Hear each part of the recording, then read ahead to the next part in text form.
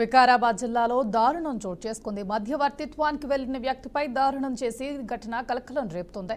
పక్కింట్లో జరుగుతున్న గొడవను సముదాయించడానికి వెళ్లిన మహమ్మద్ పై అర్ధరాత్రి 5 యువకులు విచక్షణ రహితంగా దాడి చేశారు. రాజీవ్ నగర్ కు చెందిన మహమ్మద్ ఇంటి పక్కనే రామస్వామి కుటుంబంతో తండావాసుల మధ్య గొడవ చోటు చేసుకుంది. రాత్రిలో గొడవ వద్దని ఉదయం మాట్లాడుకుందామని మహమ్మద్ చెప్పినందుకు మేమెందుకు గొడవ పడుతున్నామో నీకు సముదాయిస్తాంరా అంటూ మహమ్మద్ బైక్ పైన తీసుకెళ్లారు. అప్పటికే ఆ తండావాసులకు సమాచారం ఇవ్వగానే ఓ కారులో అక్కడికి చేరుకున్న 5 యువకులు కర్రలు, రాళ్లు, కత్తులతో మహమ్మద్ పై విచక్షణ రహితంగా దాడి చేసినట్లు తెలుస్తోంది.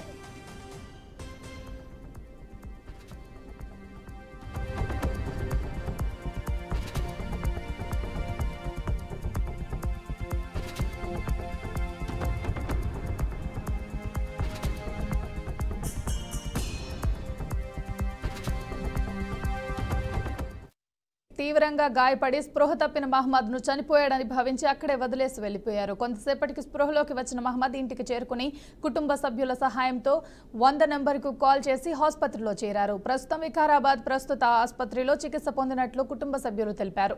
ఈ దారుణ ఘటనపై కఠిన చర్యలు తీసుకోవాలని మహమ్మద్ డిమాండ్ చేశారు. కుటుంబ సభ్యుల ఫిర్యాదు మేరకు కేసు నమోదు చేసి దర్యాప్తు ప్రారంభించినట్లు పోలీసులు తెలిపారు.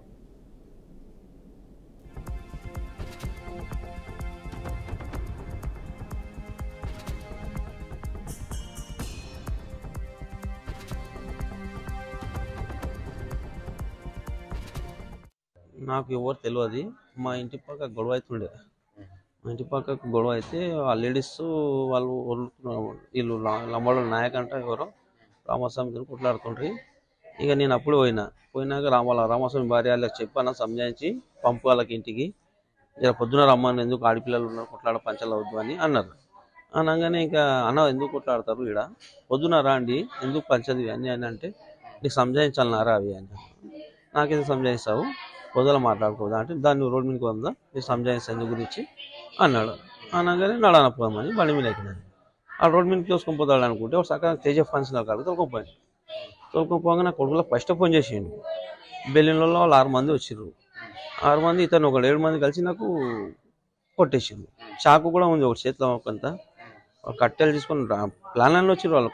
కట్టెలు పిట్టలు అన్నీ పెట్టుకుని ఆ బండిలో వచ్చి ఇక పుట్టా కొట్టినాక నేను ఉరుకుతున్నా, ఇంకా తప్పించుకుందామని ఉరికితే మళ్ళీ పట్టుకొని మళ్ళీ కొట్టినాక అప్పుడు ఈ కట్టేసుకుని నేను కొట్టంగా నేను బేహోష్ అయిపోయి కింద పడంగానే మళ్ళీ తన్ని పొట్టలో వచ్చి తన్నినాక ఇక చచ్చిపోయినాని వెళ్ళిపోయినాను. నేను 10-20 నిమిషాలు లేచి నాతో ఫోన్ తీసుకుని పలగొట్టారు. First phone పలగొట్టారు. చూస్తే ఎవడు ఆపితే కూడా బండోళ్ళు ఎవరు ఆపకుండా నడుచుకుని ఇంటికి పోయినా, చక్క మా ఇంటికి పోయినా. మా ఫోన్ పనిచేయదని మా భార్య ఫోన్ తీసుకొని మా అన్న వాళ్ళకి ఫోన్ చేసిన. మా అన్న వాళ్ళు అప్పుడు వచ్చి 100 కాల్ చేసి నాకు హాస్పిటల్ దొరుకుని వచ్చింది. పిఎస్ పోలీసు వాళ్ళు వాళ్ళందరూ. అది గొడవ ఇంటికాడ అవుతున్నది. ఆయమ్మ చెప్పన్నా అంటేనే పోయి నేను చెప్పిన ఈ పంచాయతీ ఎందుకన్నా పొద్దుగల రండి వచ్చినాక మాట్లాడదామంటే దారా నీకు సంజాయిస్తాను నాకు తోలుకొని కొట్టించిన. నేను ఎప్పుడు చూడలే అతనికి. అంతే, మనకి అతనితో ఏం లేదు అతను. కానీ అతనైతే 7 మందితో నాయన పిల్లలు వల్ల అన్నదమ్ముల పిల్లలు ఎవరో కానీ వాళ్ళు మొత్తం నాకు అడ్డం జనం కొట్టిండ్రు. చెప్పడానికి కూర్చుండ్రు, దిగానే కొట్టిండ్రు. మళ్ళకెళ్ళి వాళ్ళు మొత్తం పూరా ఆడికి నాకు కట్ తీసుకుని పోవడానికి వస్తే ఇట్లా అనంగా ఎంట కొట్టి నాకే సింగిపోయింది. నాకు ఎవరు తెలియదు. మా ఇంటి పక్క గొడవ